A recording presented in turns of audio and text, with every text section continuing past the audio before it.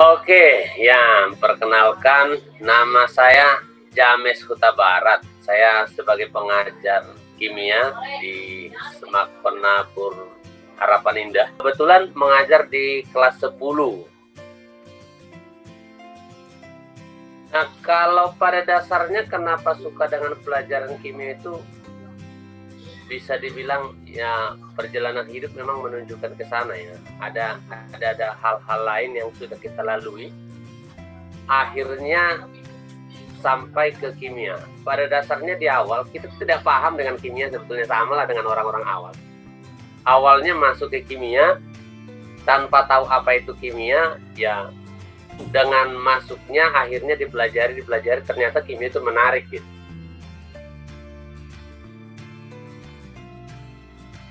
Nah ini menarik nih kalau disebut kimia secara filosofis itu, misal nih saya perkenalan dengan orang lah misal. Begitu kenalan kerjaannya di mana? Mengajar apa? Kimia. Langsung orang berpikir, wah hebat nih. Ya, yang pertama, wah bisa bikin bom dong kan gitu kan. Atau bisa ngeracunin orang dong gitu kan. Jadi orang awam itu selalu berpikir bahwa kimia itu identik dengan hal-hal yang berbahaya.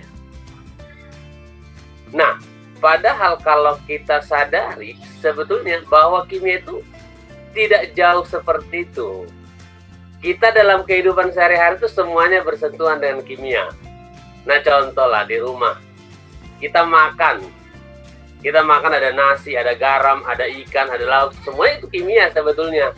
Nah cuman ketika dimasukkan di pelajaran jadi sesuatu yang sulit karena diubah namanya. Kenapa diubah? Contoh, kalau orang awam ngomongnya ini ambil dong garam, nah orang kimia ngomong ambil dong natrium klorida. Nah ini yang membuat sulit sebetulnya. Nah jadi sebetulnya kimia itu lekat dengan kehidupan kita, tidak ada yang jauh. Misal air, kita minum air, apa sih bedanya air dengan alkohol? Kita minum air, kalau dilihat kasat mata air dengan alkohol itu sama, warnanya sama. Nah ketika kita tidak mendekat mungkin tidak bisa kita bedakan. Nah jadi yang membuat kimia sulit itu ketika kita sudah memikirkan hal-hal yang rumit. Contoh tadi hal-hal yang berbahaya tadi. Coba kalau kita memikirkan bahwa kimia itu tidak serumit itu, pasti tidak sulit. Nah satu hal yang paling menarik ini misalnya, coba Bapak mungkin pernah lihat atau mendengar atau mungkin pernah memiliki intan. Apa bedanya intan dengan pensil? Mana lebih mahal intan dari pensil? Nah kalau kita lihat intan itu harganya sangat tinggi sekali, bahkan bisa sampai ratusan juta, miliaran. Pensil ada nggak sih harga pensil harga miliaran? Padahal isi dari pensil dengan intan itu sama. Isinya sama-sama cuman terdiri dari atom karbon. Nah kalau orang kimia ngomongnya, wah itu kan sama aja karbon gitu. Jadi saya nggak tertarik beli intan. Oh itu sama dengan pensil. Saya pegang pensil, saya udah punya intan gitu. Bedanya apa? Bedanya hanya susunannya. Jadi ketika disusun, atom-atom itu disusun sedemikian rupa rapi akan menjadi terlihat indah.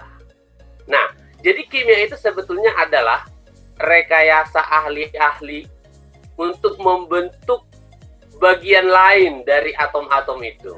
Jadi ketika diubah, contoh misal seperti ini. Tadi saya katakan bahwa intan dengan pensil itu sama-sama batang karbon sebetulnya, hanya beda di susunan. Nah, lalu kalau karbon itu kita rekayasa lagi, kita masukkan dengan oksigen, kita campur. Nah, perbedaan jumlah oksigen akan menghasilkan sesuatu yang berbeda. Contoh, kalau ke dalam karbon itu, nih contoh nih, kita kasih oksigen 2 atom, maka jadilah CO2. CO2 berbahaya enggak? Enggak, dalam kehidupan kita sehari-hari, CO2 itu banyak. Coba dikurangi 1 O-nya, jadi CO doang, jangan CO2.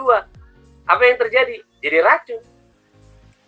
Nah, sangat simpel sebetulnya. Jadi hanya ada rekayasa di situ.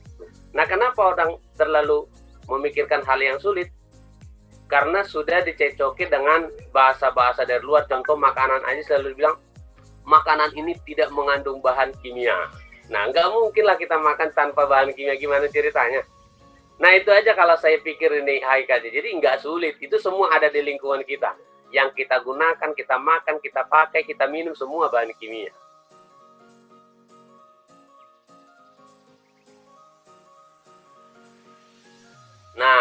cara mudah memahami kimia untuk SMA itu, kan ada istilah kalau orang lagi bertanding itu, pertahanan paling kuat adalah menyerang.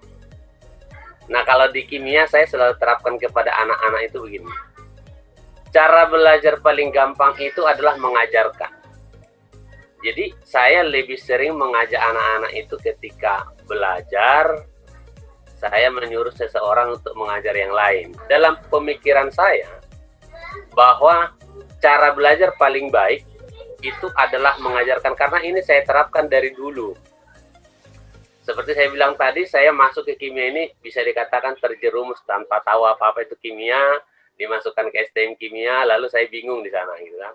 Nah, yang mau ditanya siapa juga saya nggak tahu. Nah, akhirnya saya mengambil suatu cara yang ini saya gunakan. Ketika ada orang bertanya, saya mencoba mengajarin, walaupun saya tidak paham apa yang saya ajari. Nah, pada dasarnya ketika saya mengajarkan itu, dan saya mentok di tengah-tengah, lalu saya cari literasi tentang ini, maka saya akan memahami lebih mudah dibandingkan dengan yang hanya mendengarkan. Nah, itu tips yang pertama. Nah, yang berikutnya, memang seperti tadi saya katakan bahwa kimia itu bahasanya diganti. Contoh garam dapur jadi NaCl, ya, air jadi H2O atau segala macamnya. Maka butuh kreativitas untuk ya setidaknya menghafal lah kata-kata atau kalimat-kalimat atau nama-nama kimia. Nah, di channel saya, kebetulan saya buka channel YouTube juga, namanya Rapture Bonapasogit. Di sana bisa dilihat berbagai cara kreatif untuk menghafalkan bahan-bahan kimia. Dan ini, metode ini sudah saya gunakan, ya kita sampai saat ini, tahulah kalau penabur untuk olimpiade tingkat kabupaten, provinsi, bahkan nasional kita sudah meraih itu dengan cara-cara seperti ini. Jadi kimia itu nggak sulit sebetulnya. Nah, seperti tadi saya sebetulnya sudah membuat contoh di situ. Coba tentukan apa perbedaan antara intan dengan pensil gitu. Nah, ini contoh yang paling dasar yang tidak bisa ditemukan orang kalau dia tidak memahami kimia. Atau coba tentukan apa perbedaan air dengan alkohol. Oke. Nah, jadi kalau kita lihat, misalnya orang awam tadi mendefinisikan perbedaan daripada intan dengan pensil, pasti orang bilang, ya bedalah, pasti gitu doang jawabnya kan. Ya bedalah, intan itu kan wah, indah, ya mahal gitu. Pensil, ya apa sih pensil, cuma nulis-nulis doang, dibuang juga banyak, paling gitu kalau dari orang luar. Nah, sebetulnya kalau kita lihat dari asal-usulnya kan tadi saya bilang bahwa kimia itu hanya rekayasa. Nah, ketika dia karbon kita susun sedemikian rupa dengan rapi, maka dia akan menghasilkan warna yang sangat menarik, itu yang disebut dengan intan. Tapi kalau karbon itu hanya kita taburkan, lalu kita tumpuk-tumpuk dengan sembarangan tanpa ada aturan, ya jadilah pensil yang harganya yang tidak seberapa. Tapi kalau kita susun dengan rapi, nah rekayasa penyusunan ini yang penting. Strukturnya harus tersusun dengan rapi. Di sini yang paling sulit sebetulnya ilmuwan itu membuat perbedaan antara bentuk materi yang lain dengan yang lainnya lagi. Nah, contoh, ini kita lagi virtual Zoom pakai laptop. Nah, ini LCD dari mana ini LCD sebetulnya? Nah, LCD bahan kimia. Kalau kita lihat sekilas cuma seperti kaca atau seperti cairan. Nah, kalau tidak ditemukan bahan yang tepat, susunan yang tepat untuk ini, maka tidak akan ada LCD sampai sekarang. Jadi itu contoh-contoh dalam kehidupan sehari-hari, contoh-contoh kimia, bahwa memang diperlukan suatu pelajaran untuk memahami sifat-sifat daripada setiap materi.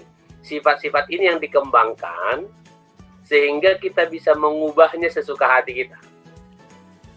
Nah, ketika kita bisa mengubahnya sesuka hati kita, ya apapun bisa kita lakukan. Jadi bisa dikatakan tidak melebihi Tuhan sebetulnya. Bisa dikatakan dengan mempelajari kimia itu kita bisa merekayasa apapun sesuai dengan kehendak kita jadinya. Oke, mantap. Jadi sebenarnya bisa jadi miliarder nih Bang ya, hanya dengan menyusun karbon. Ya bisa. Nah, itu dia tadi. Bagaimana tadi saya bilang, memotong, menyusun, wah itu bisa sangat jadi luar biasa. Nah, cuman butuh alat kita untuk menyusun supaya strukturnya tersusun rapi, ya bagaimana sehingga terlihat karbon itu jadi bening atau jadi berwarna, atau sudutnya bagaimana potongannya. Dari situ yang sulit, butuh peralatan mungkin yang sangat spesifik untuk itu.